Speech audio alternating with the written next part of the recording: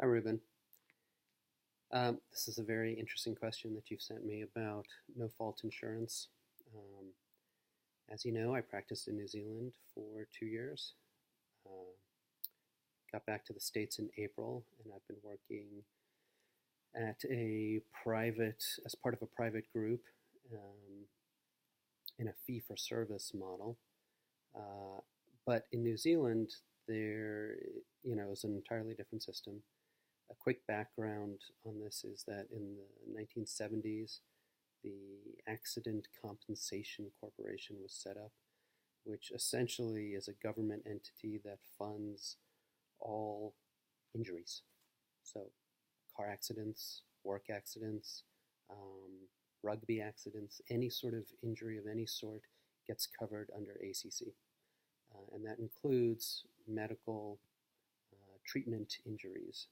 So, any sort of medical error or mishap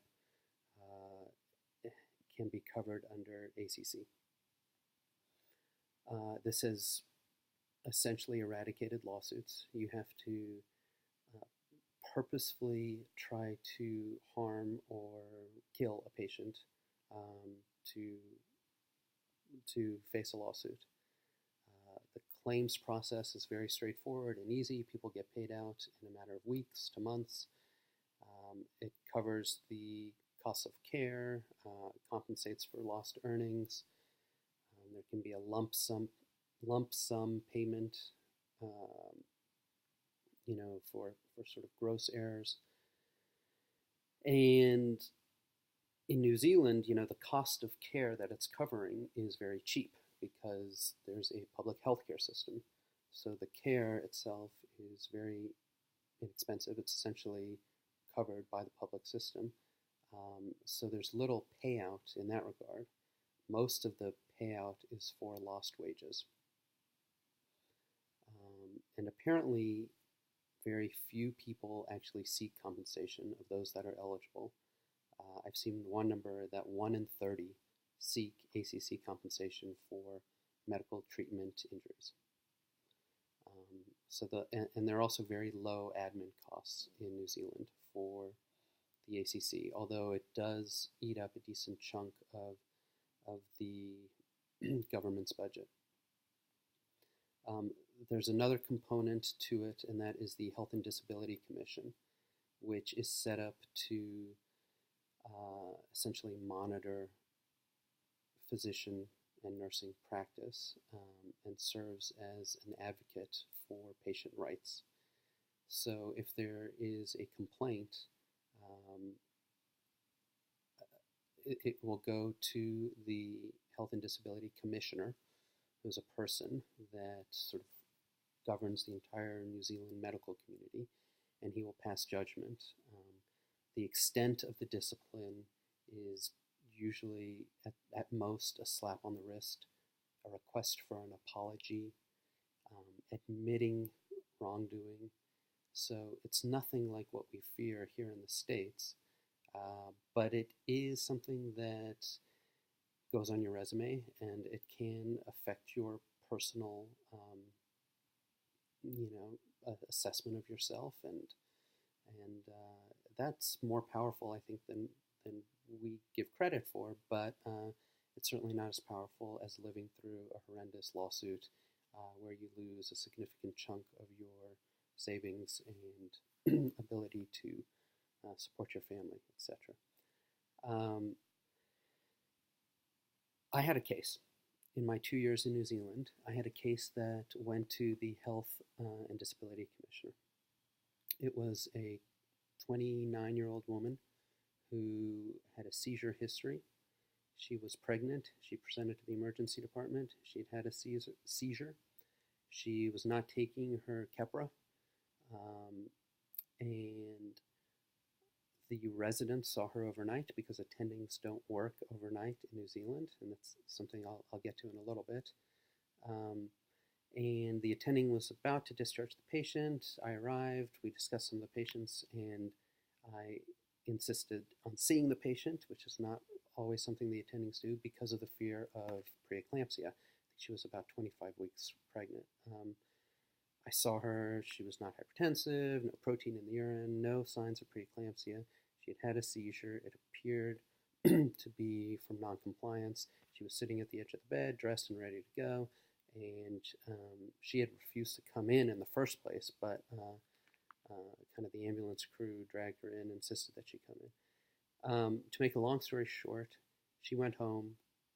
24 hours later, it was found, the next day, her husband or boyfriend woke up and found her in bed next to him dead. And her mother sent an inquiry into the Health and Disability Commissioner. So this was a long process. It was quite stressful because I was being investigated. But I kept being told by my department chair, etc., that I need not worry about things I would worry about in the States, like a lawsuit, and that never happened. The commissioner, he found me at fault for not consulting neurology, which or OBGYN for that matter, which is arguable. We appealed that, and the neurologist said it was unnecessary, etc. To make a long story, sorry for how long it's been, but to cut it short here, eventually everything was sort of waived. They had asked that I apologize to the family, but then that was pulled back, and there was no request for apology. So, a totally different scenario than in the States. And I've never been sued in the U.S. I've worked here for 14 years or so, and no lawsuits. So it was it was upsetting to go through the experience in New Zealand. If I were to kind of describe the benefits of the system there for doctors, I would say they get to practice outside of the fear of litigation. There are no to very low malpractice fees. You don't have to practice defensive medicine. You order far fewer tests. Now, I think that's a multifactorial thing. I think you order fewer tests in New Zealand because there are fewer resources, because there's better coordinated outpatient care. I think the patients are less sick. Doctors don't practice under a fee-for-service setup, so there's less incentive for doctors to order lots of tests, but also they don't fear litigation. So I think that probably plays a part. Other benefits for doctors, you could consider this a benefit, but I think medicine there is still paternalistic in a way, and doctors do not cower to patients.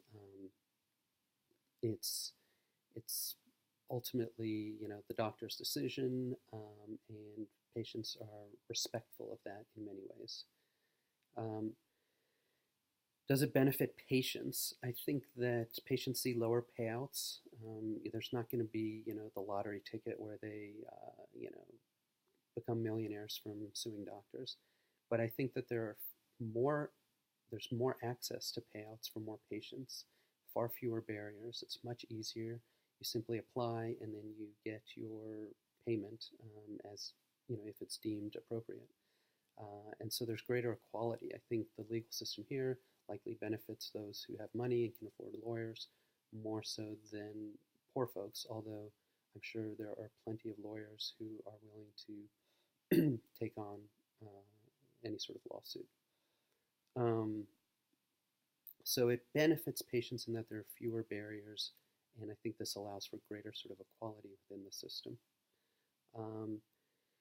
Does it benefit the system overall, the practice of medicine? I think that the practice is more laissez-faire over there. There are no attendings in the emergency department overnight because it's not pleasant to work overnight when registrars can cover those shifts. Registrars are not the same as residents. Oftentimes they've been through years and years and years of training, and so they have quite a bit of experience, but they are not consultants, as we call them. They're not attending emergency physicians. So that would not fly in the States because of legal or liability concerns. You could argue that the system here leads to overtesting, and overtesting has negative outcomes. So I don't know how it all falls system-wise, but it certainly benefits the doctors, and you could argue it might benefit patients across the board, but not the ones who are looking for a big lottery ticket. The last thing I would say is that the this sort of no-fault insurance practice is consistent with the country of New Zealand and its approach to healthcare. So they have a public healthcare system. I don't think you could implement that here without changing the culture first. Could it, in some way, make strides towards changing the culture? Possibly, but it's it's too hard for me to imagine that.